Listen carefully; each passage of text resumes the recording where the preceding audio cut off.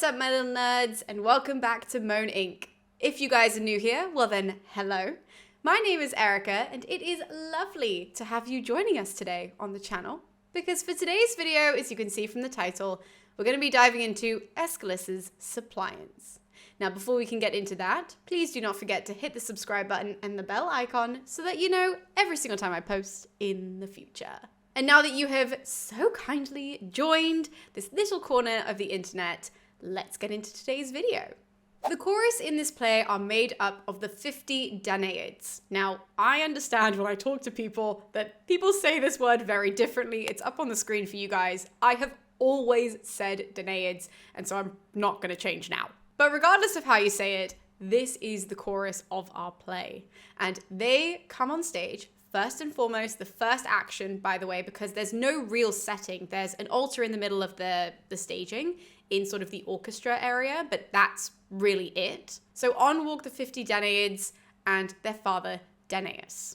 The women of the chorus come on and sing their opening ode, which is a plea to Zeus for the king of the gods to look on them kindly. They explain that they have fled overseas due to issues, which we'll get into, from back home, and now they are seeking refuge in Argos. This ode is quite long, as many choral odes are, but the general gist that you guys need to know, and the movement that you guys need to know, because as the women are singing this ode, their father, Danaus, does go to sit on the steps of the altar, and the women kind of sing around him and they call upon different deities to ask for protection. So in their specific scenario, they look for Athena and Artemis to look kindly on them, but they also do prayers towards Io's son. Yes, Io's son, because he's associated with the goddess Isis, and that's where Io landed. Anyways, that was just some context for me. But regardless, they're calling on all these gods because they have fled from their homeland and are looking for a place to safely settle so that they can avoid the turmoils from back home. After the choral ode, their father Danaus decides to put his 2 cents into the women to tell them how they can best expect to be protected and to be accepted within their new lands.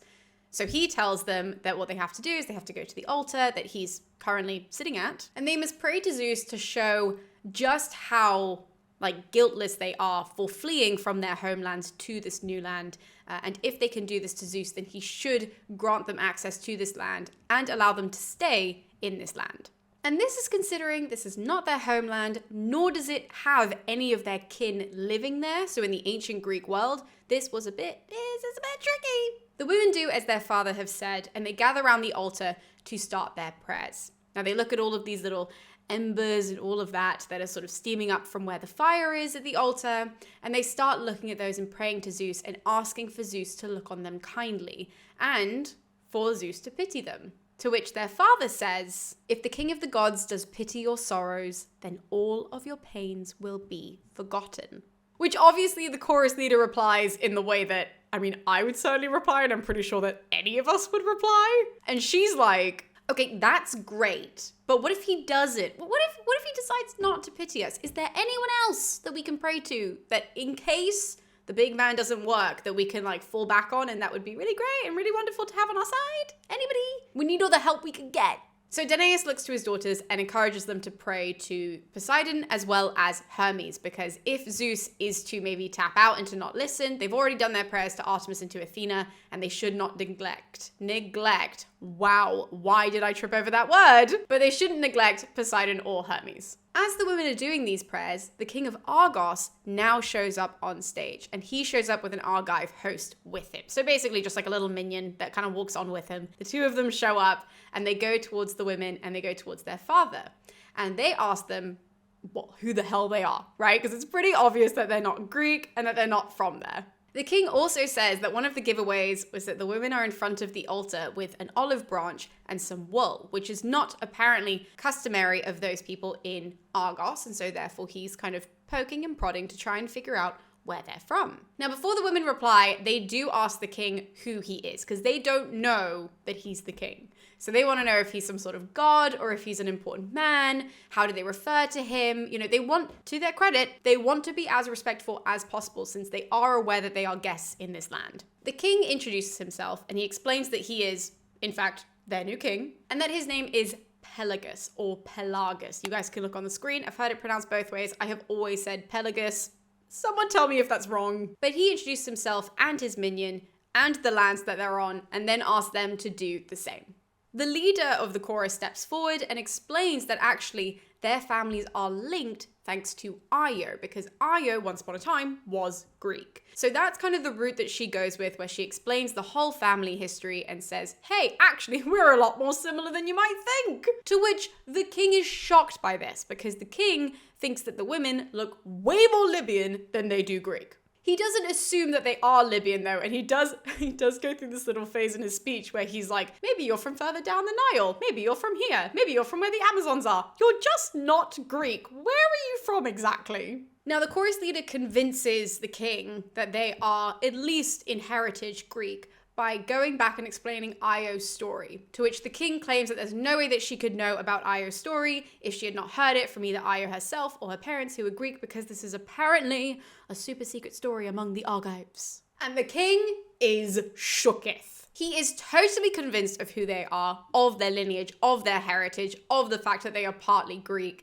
and so he very much welcomes them. However, he does say that he needs to know exactly why they left their homeland, which is obviously important because he wants to know if anybody's going to come chasing him after he's accepted them into the land, which, spoiler alert, that happens. Now we do have this very long back and forth between the king and the chorus leader, where the chorus leader explains exactly why the women are in Argos. And the reason is because when they became of age to marry in their homeland, none of the women wanted to. They were very young, they didn't like the men, they thought that they were all scary and violent and just not the kinds of husbands that they wanted.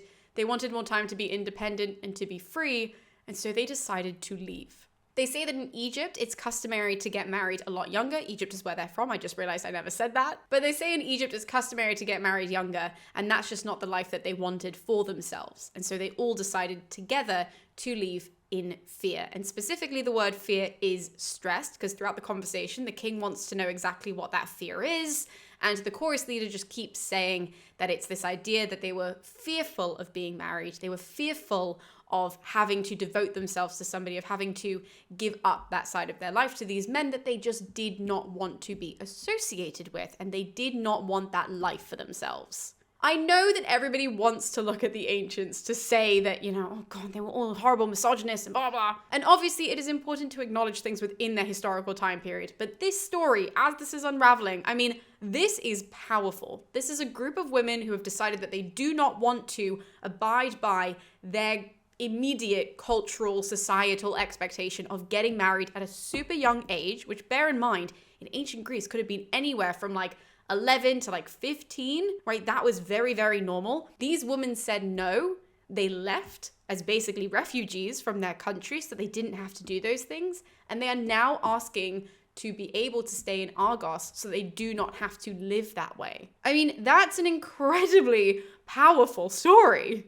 After the chorus leader explains all of this though and their backstory, the chorus kind of pick up alongside her. So now the back and forth is not just between the chorus leader and the king, but also the entire chorus, all of the 50 Danaids and the king himself.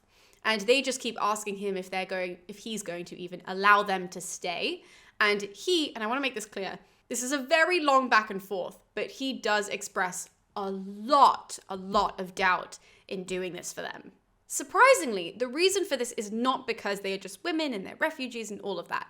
That actually, the reason is because he doesn't know what he's up against. And he's worried if he allows them into his city, if he allows them to stay and he agrees to protect them, he worries he's going to be putting his people of his kingdom, the people who were born, raised, lived, give money and taxes and all of this.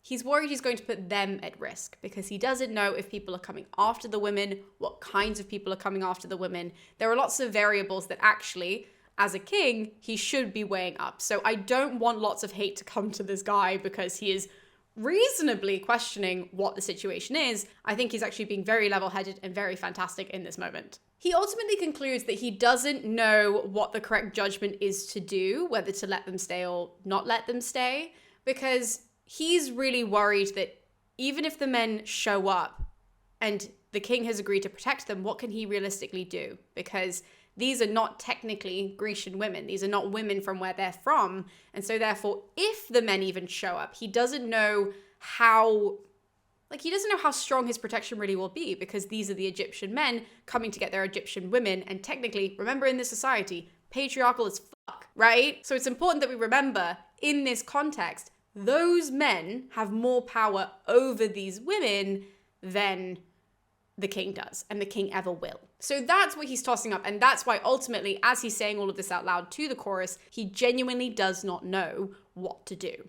Now, the chorus take a really interesting approach here, where they want to obviously convince the king that he should protect them. And so they kind of start talking to him like in riddles, which confuses him way more than he already was, right? Like, they're just throwing all of these random lines at him, and he's like, wait, what? And as the riddles go on and on and on, the chorus, I'm not even joking when I say this, they start threatening to off themselves. I'm trying to be more careful of my language, because I've noticed that my monetization is going down the drain with these videos as they get darker and darker. So they threaten to off themselves by hanging. I wonder if YouTube can put all those words together. Hopefully not. But either way, that's what they decide to do. And because they threaten that's when the king kind of steps in and is like, whoa, whoa, whoa.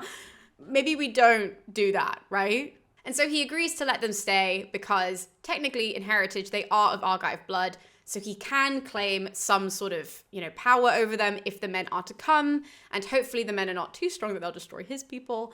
And so he decides that that's the best option. He doesn't want them to die, and therefore he will protect them and he will allow them into his kingdom. The king tells Danaus that what he must do with his daughters is take all of them to the various altars of the land with the branches that they're holding, so that they can leave them at all the altars. And that way the locals, when they go in, will understand that the women are in need and that the women are accepted here. However, they are given strict instructions not to speak of the king as they do this, and just to call up in prayer, because if they speak of the king and if they kind of go that route, people are going to get mad, apparently, right? That's like a real sore spot. And he's like, just avoid that. Just leave the branches, let the people see you, pray to the gods, do everything right. It should be fine. The king then turns to his minion and he tells that guy, I'm calling him a minion, by the way, but it is just like his personal assistant. I don't know why I decided on minion, but that's the word I decided on. So he turns to his minion and he tells him to take Danaus to show him all of the altars of the land, so that way he knows where to go.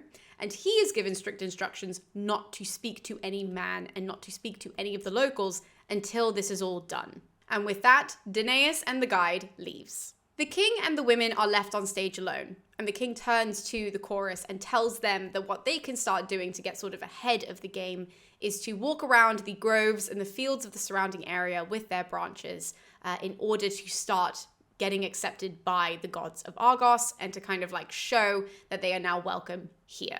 To which the chorus have a hysterical response, and the leader's like, those fields are kind of large and there's some really high grass in them, and like any animal could be out there, so it doesn't seem terribly safe. The suggestion that you have, any others would be great. Which is hysterical, because it is so logical, and it gets better because the king looks at them and the king is like, what the hell do you think I'm trying to do? Offer you to some birds of prey? And this kind of starts a back and forth of a bit of an argument, to which eventually the king folds and he just says that he's going to go off and he's going to tell his people his plan of letting them into the city, and he's going to go and prep them. So he then exits the stage, which leaves the chorus alone on stage, which gives them the chance to go off into one of their many choral odes, which I'm not going to get into. But at the end of this, Danaus returns. Danaus returns with great news for the women. And the news that he brings is that after he's gone about and he's hopped around to all of these altars, that the people of Argos have now cast a vote and they've decided that they will accept the women into the city as well. So everything has gone swimmingly well, basically. And further than that, what's even better is that anybody who does not protect the women in case some of the Egyptian men show up or somebody else shows up to try and take them, if somebody does not protect them as they have promised and as they had voted for, then that person will be dishonored and exiled from the land. Apparently, during the king's speech, after, this vote had happened and all of this, that he really inflicted the fear of Zeus in all these people. And he was like, look, you've now made a promise, and if you don't do it, if you don't abide by what I have said, the big man upstairs is going to have a word. And apparently they were also scared that they just bowed and they obeyed their king. Which is fantastic news. We love it. And because of this wonderful news, there is a bit of a celebration moment. We have the women who sort of hop up on the altar and they are singing up to Zeus. They're calling up to him and thanking him for his protection. We then have Danaus who joins in and he gets up on the altar, and as all of this is happening and it's really good vibes, Danaus looks out on the horizon and he just goes, oh, shit. As it turns out, worst timing ever, there is a ship from Egypt approaching rapidly. Danaus comes up with a plan fast, and he decides that he is going to go and look for some sort of champion or embassy to protect the women as this ship is approaching. However, he tells them that if he's delayed in returning with whoever this champion is, with whoever this protector is, that the women are advised to stay by the altar, and, which I think is terrible advice from Danaus, they are just told to remain confident.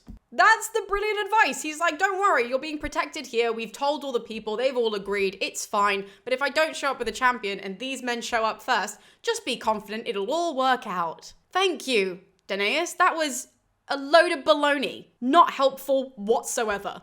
This is one of the moments where you're like, it would have been more helpful to give them like a saucepan so that they could whack somebody with it over the head. Like that would have been an odd thing to do, but a much better thing to do. Can you tell that I just watched Tangled the other day? But like, that's what I'm thinking when I read this. I'm like, confidence gets you fucking nothing, genuinely. So the idea that he's like, confidence will be the key. No, a weapon might have helped them. There's just 50 of them. There's a gaggle of girls over here that are about to be stolen by the men that they ran from. And you're like, don't worry, keep your spirits up. There's a bit of a back and forth between the women who are really terrified seeing this ship on the horizon and their father, who offers no better advice. I wish I could tell you that all of a sudden he made a nice, 180. He doesn't. He instead tells them to keep calm. He sounded like Jason, but he tells them to keep calm, and he's going to go off and find some help, and so then he exits the stage. This leaves the chorus alone, and they erupt into yet another choral ode, where they basically sing of all the other scenarios that they would much rather be in, and all the victims of other people that they would much rather be, rather than the Egyptians. That is how terrified these women are, that they will list you, and you guys can go and read it, all the other people that are technically terrifying, they have really horrible reputations, and they're like, all of these are better options than the one that we're currently faced with. This choral ode is incredibly long, right? Because there's a lot of scary people in the ancient world. But as we come up to the end of it, the Egyptian ship has now pulled into the bay, and we now see a herald, an Egyptian herald, showing up with his 50 slaves with him.